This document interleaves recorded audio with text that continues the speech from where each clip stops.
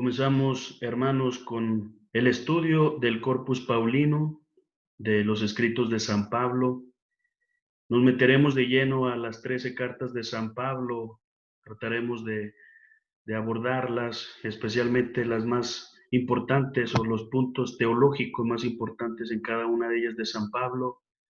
Trataremos de ir leyendo a la par algunas de estas citas y lo que vamos descubriendo de San Pablo en cada una de ellas.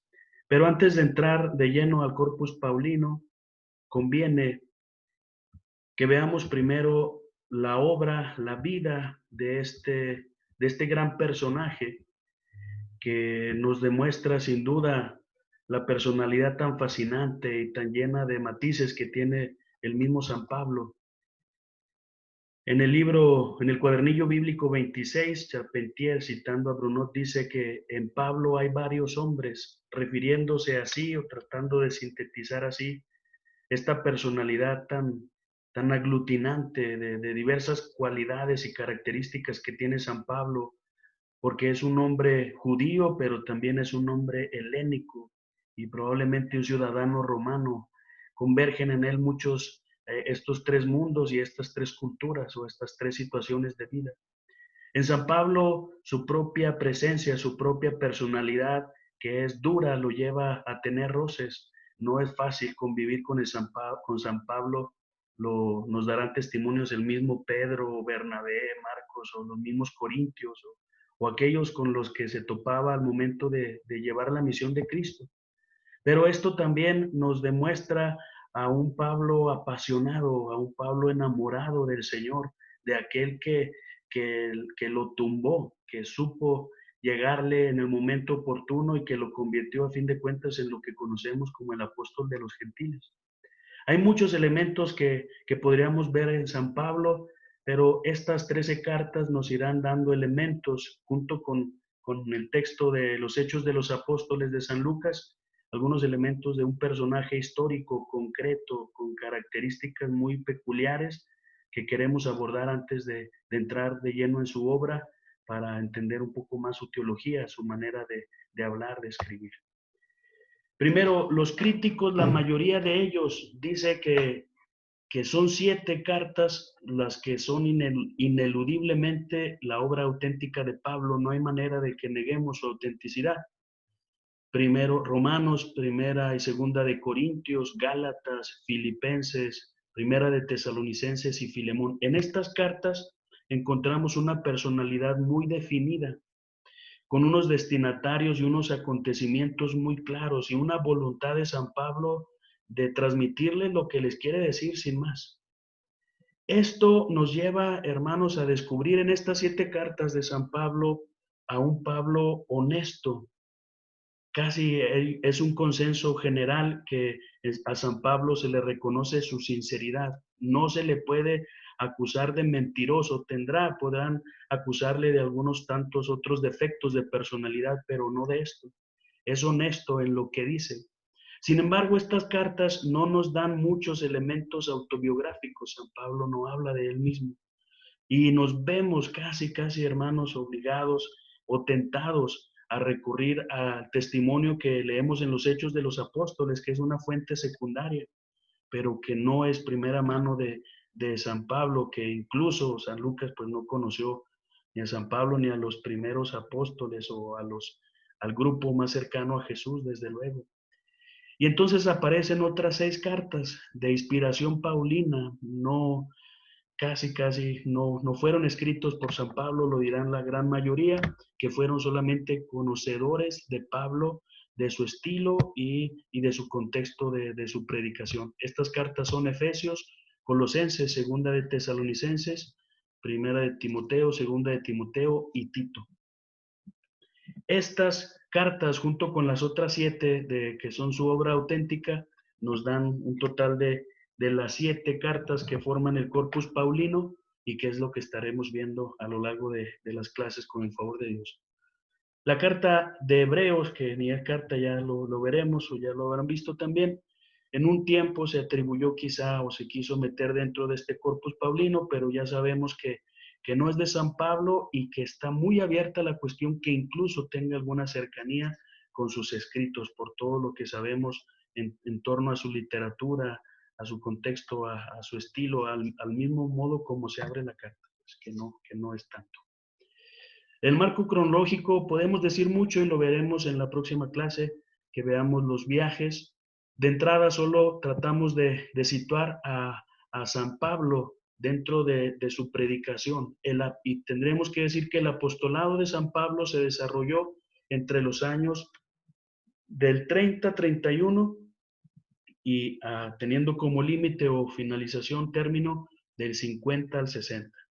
Como conversión, la fecha mínima, tomando como partida que la fecha mínima de la muerte de Cristo bajo Poncio Pilato sería en el 27, la persecución de los cristianos en Damasco y la conversión de San Pablo deben de colocarse como mínimo algunos tres años posteriores a esto, en el 30, 31 quizá. Y como fecha máxima en el 36 o 37, después del evento de San Pablo con el rey Aretas IV de Arabia y después del regreso, perdón, tomando como evento como fecha este evento de San Pablo con el rey de Arabia, yo creo que nos dicen los estudiosos como fecha máxima el año 36 y 37. De manera que el término de su apostolado de San Pablo lo estaremos situando entre 55 y 56, para que su muerte quede aproximadamente antes del año 60. La tradición nos dice que San Pablo murió después del año 64, del incendio a Roma, con el que se desata la primer gran persecución a los cristianos de parte de Nerón, pero esa es la tradición. Aquí tratamos de abordar nuevos descubrimientos y tratando de hacer estas fechas entre el año 30 al 60, que se da la predicación de San Pablo. Los orígenes de San Pablo. Pablo, judío de la tribu de Benjamín y ciudadano romano, nació en Tarso de Cilicia, en una familia de fieles observantes de la ley. Esto lo sabemos por estos textos, dice Filipenses 3:5, circuncidado al 8º día del linaje de Israel, de la tribu de Benjamín, hebreo de hebreos, en cuanto a la ley, fariseo. Esto nos habla de que los papás o la familia de San Pablo tenía una fuerte adhesión a la ley, había ciertamente una vivencia de la ley, de la identidad judía dentro de la propia familia de San Pablo. De otra manera no se explica que alguien en la diáspora fuera circuncidado al 8º día, cuando en la diáspora los judíos buscaban alargar la fecha o incluso simplemente no se circuncidaban. Que fuera también de la tribu de Benjamín habla de que tenían esta cercanía con la ley, porque no todos los judíos en la diáspora podían, desde luego, anclar su familia en una de las tribus del pueblo de Israel. Esto está muy cierto para San Pablo y nos habla de la formación que tuvo desde el seno materno también. Fariseo en cuanto a la ley, nos habla sin duda de esta formación que tuvo y que veremos más adelante. El origen, dónde nació San Pablo, no lo encontramos en ninguna de sus cartas, lo tenemos que sacar de los Hechos de los Apóstoles. En algunos textos aparece que es originario de Tarso de Cilicia y casi por generalidad no se cuestiona este dato. Todos sabemos que San Pablo fue nacido en Tarso de Cilicia, ciudadano romano, observante de la ley judía. En cuanto al nombre de Pablo, el nombre es Saúl, que también se ha transformado en Saulo. Esto solo aparece en los Hechos de los Apóstoles. Pero no es raro, desde luego, que este sea su nombre, porque es un nombre que encaja muy bien como nombre judío dentro de los herederos o de los descendientes de la tribu de Benjamín, a la cual perteneció el rey Saúl. Esto es muy normal. Los Hechos de los Apóstoles 13:9 nos dice que San Pablo tenía estos dos nombres, que no perdió después de la conversión el nombre de Saúl, sino que quizá lo dejó reservado para la relación con los judíos. Y como en las cartas no se dirige a ningún judío, pues solamente aparece el otro nombre, que es Pablo. Paulo será el nombre latino de este nombre que utilizará después en la conversión y que es el único que aparece en las cartas de San Pablo. En cuanto a la juventud de San Pablo, está un poco cuestionada su formación, aunque por tradición se sabe y se toma esto por sentado de los Hechos de los Apóstoles, que dice que San Pablo tuvo una formación primaria y después una enseñanza superior en Jerusalén, a los pies del célebre rabino Gamaliel.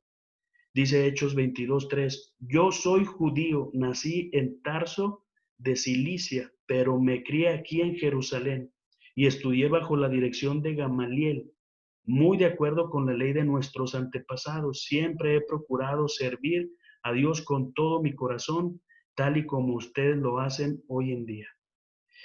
Filipenses 3:5, ya lo habíamos leído, nos dice que es fariseo en cuanto a la ley.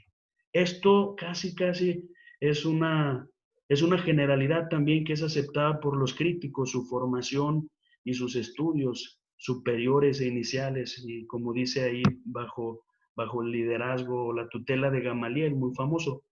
Pero hay algunos problemas o algunas dificultades con esta formación que nos dice San Lucas en los Hechos de los Apóstoles. Lo primero es que cuando leemos a San Pablo, sobre todo en sus cartas, que no presentan conflicto de autoridad, es que su lengua, sus costumbres y la forma de escribir manifiesta esquemas griegos y son una situación helénica muy evidente en San Pablo.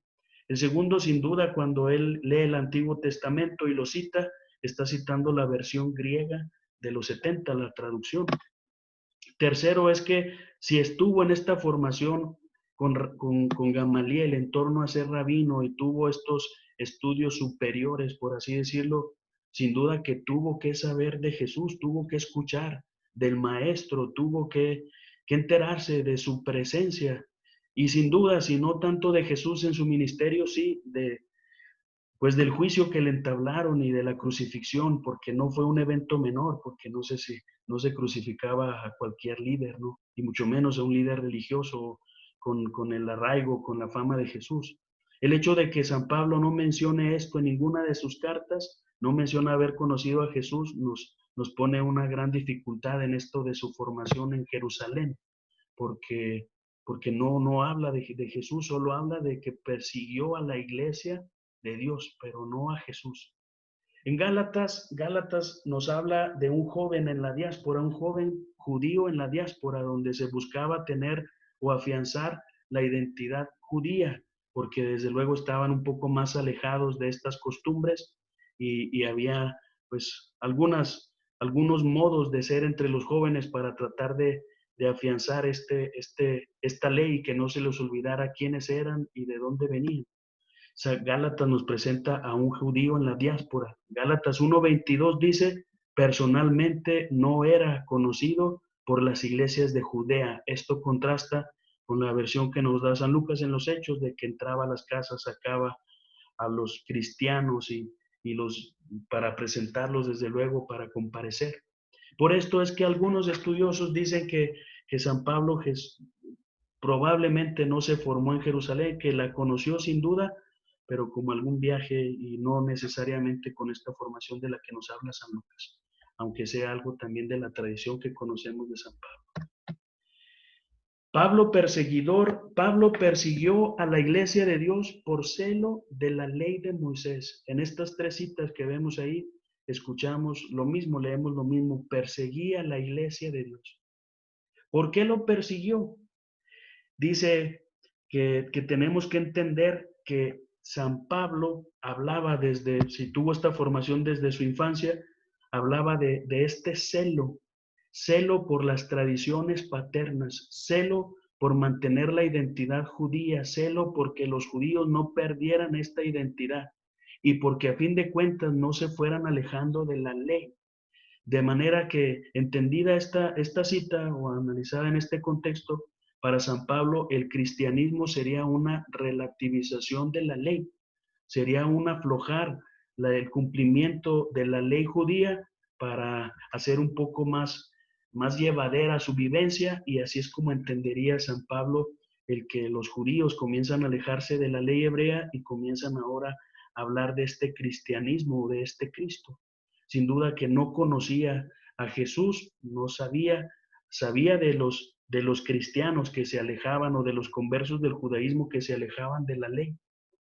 En Hechos 6:14 leemos, le hemos oído decir que ese Jesús de Nazaret va a destruir el templo y que va a cambiar las costumbres que nos dejó Moisés.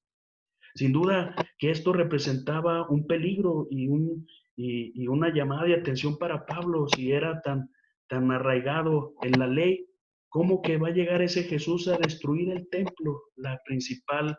Eh, la principal figura y la principal institución para los judíos, el templo, y cambiar las costumbres que había dejado Moisés. Por eso el hecho de que en Damasco se estuviera viviendo esto era más que suficiente para que Pablo fuera a perseguir y fueran merecedores pues de su persecución, porque se habían alejado desde luego del Señor.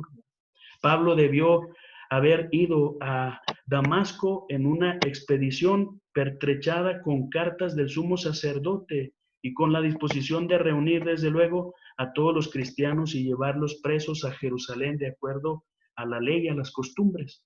Claro que no dice cómo lo haría ni cómo se llevaría a cabo esto de un nivel logístico, pero sin duda era la idea volver a los cristianos o a los que se alejaban de la ley, volverlos a esta identidad judía, a este cumplimiento de la ley. Después de que se da esta persecución y que Pablo va a Damasco, precisamente por estos cristianos, es ahí donde se tiene este acontecimiento, este evento fundante de la conversión de San Pablo. Los Hechos de los Apóstoles la narra 3 veces. Por una experiencia extraordinaria de Jesús resucitado, Pablo se convirtió en el apóstol de los gentiles. Y esto lo vamos a entender porque el hecho de que San Lucas en los Hechos de los Apóstoles narre 3 veces la conversión de San Pablo, a pesar de que tiene diferencias, a pesar de que presenta pues algunos detalles diversos, nos habla de la importancia que le da San Lucas al hecho de la conversión y a lo que viene después de la conversión, no tanto a los detalles. Hay elementos simbólicos como los que acostumbra usar San Lucas. Hay una luz fulgurante que al instante rodea a Pablo. Se da una ceguera después del encuentro con Jesús y la recuperación de la vista después de 3 días de ceguera. Los diálogos también que se dan con Jesús y con San Pablo entran dentro de este género literario de las apariciones. Pero ¿qué decir entonces del evento como tal?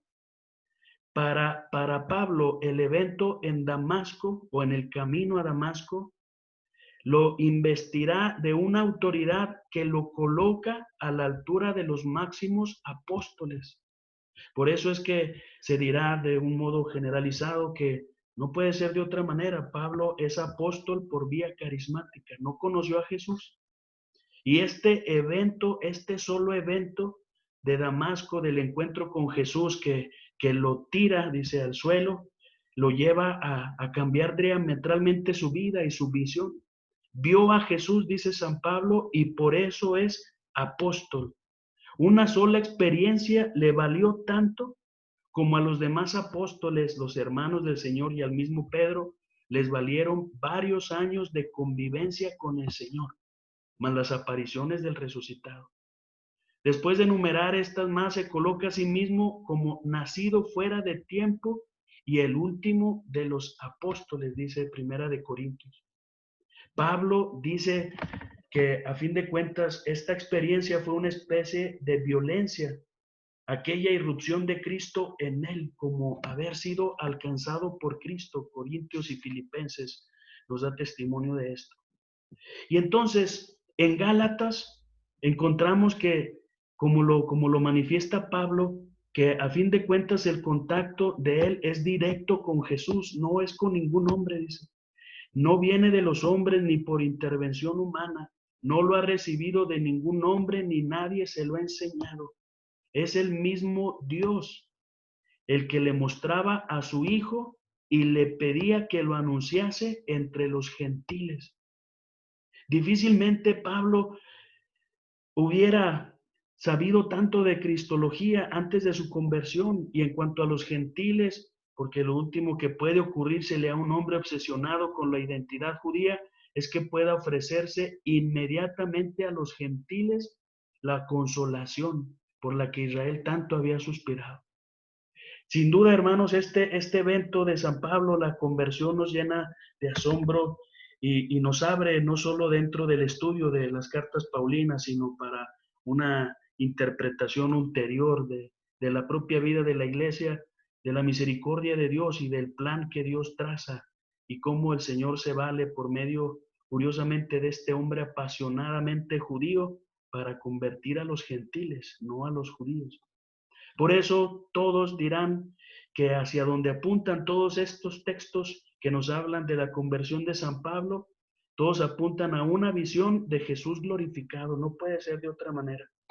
Lo que Pablo experimentó en ese momento en Damasco, en el camino, es una visión de Jesús glorificado, en la que se le presentó como hijo de Dios y le dio el encargo explícito de evangelizarle entre los gentiles. Después de la conversión de San Pablo, se va a Arabia. La estancia de San Pablo en Arabia, nos dice Gálatas, termina en persecución. Lo escuchamos en segunda, lo leemos en segunda de Corintios, capítulo 11, 32. Los Hechos de los Apóstoles no mencionan la estancia en Arabia y tampoco su ida, quizás salvaguardando pues la fortaleza o la buena fama de que no se dijera que huyó de Arabia. Algunos decían antes que San Pablo había ido a Arabia buscando una soledad y un reconocer esto que había pasado en su conversión, pero sin duda que el mismo San Pablo buscaba acción, porque buscaba llevar el mensaje y esta evangelización hasta Arabia, porque si el cristianismo había llegado a Damasco, que estaba más lejos que Arabia de Jerusalén, pues con más razón había podido llegar a Petra, que era la capital de Arabia, la capital del rey Aretas IV. Un representante del rey Aretas IV, un etnarca, había mandado vigilar las salidas de la ciudad, y Pablo, perseguido por el rey, habría huido a Damasco. Allí el etnarca intentó completar la empresa. De ahí se deduce que en contra de las antiguas vidas del apóstol, que fue a Arabia en busca de soledad, que fue en busca de acción. Si el cristianismo había llegado a su vida, pues era para que lo fuera a predicar en todo momento y en toda circunstancia, y el primero fue Arabia. Después de Damasco y de Arabia, dice que se da la primer visita a Jerusalén en un contexto amistoso y fructífero. Gálatas 1:18, versículos siguientes, nos da testimonio de esto. Gálatas 1:18 dice que Pablo tardó 3 años en subir a Jerusalén, y lo que hizo en esos 3 años es lo que presenta en su visita con San Pedro, y también estaba ahí Santiago en Jerusalén. Sube como apóstol mostrando los resultados de su trabajo y los frutos que hizo como pruebas de su apostolado. La comunidad cristiana ya sabía de San Pablo. Gálatas 1:22 dice, el que antes nos perseguía, ahora anda predicando el evangelio que en otro tiempo quería destruir. Sin duda, Pedro también tenía ya conciencia de esta fama de San Pablo, y por eso lo recibió en Jerusalén. Se da el encuentro de estos dos personajes en un ambiente muy amistoso.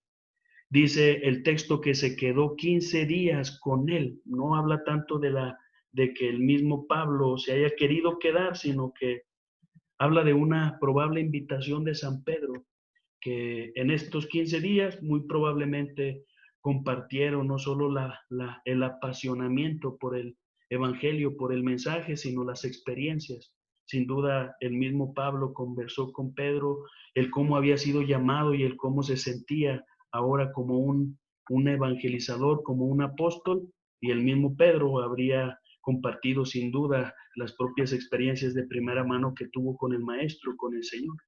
Una riqueza entre los dos. Después, Pablo y Bernabé van a Antioquía. Según los Hechos de los Apóstoles, las relaciones de Pablo y Bernabé empezaron en Jerusalén, donde Bernabé, le presentó a los apóstoles. Lo leemos en Hechos 9:27. Bernabé lo llevó y lo presentó a los apóstoles. Les contó que Saulo había visto al Señor en el camino y que el Señor le había hablado, y que en Damasco Saulo había anunciado a Jesús con toda valentía. Bernabé iría a Antioquía con una delegación apostólica cuando en Antioquía empezó la evangelización de los gentiles, en el capítulo 11, 22 a 24 del mismo Hechos. Y Pablo se iría después llevado por el mismo Bernabé a Antioquía, y lo tendría ahí un año, en los versículos 25 y siguientes del mismo Hechos de los Apóstoles. Las cartas de San Pablo no nos confirman este punto. Solo encontramos en esta de Gálatas que después de visitar a Pedro se fue a las regiones de Siria y Cilicia, cuyas capitales son Antioquía y Tarso. Ahí estuvo colaborando ciertamente con Bernabé, porque de ahí partieron a Jerusalén y ahí mismo recibieron la visita de Pedro. Seguiremos creciendo y seguiremos meditando en estos textos que nos lleven a conocer un poco más la vida y las obras del apóstol de los gentiles, San Pablo. En la siguiente clase entraremos de lleno ya en los viajes con un poquito más de datos, pues ya nos estaremos viendo en los trabajos y en las bibliografías que tendremos para profundizar. Veámoslo como una oportunidad de apasionarnos, no solo en la teología que descubriremos en las cartas de San Pablo en el Corpus Paulino, sino de apasionarnos también con la vida y la obra de este hombre que se dedicó de lleno a a predicar al Señor, a evangelizar a los gentiles, que podamos aprender de él también en nuestro ser cristiano y en nuestra vida de iglesia.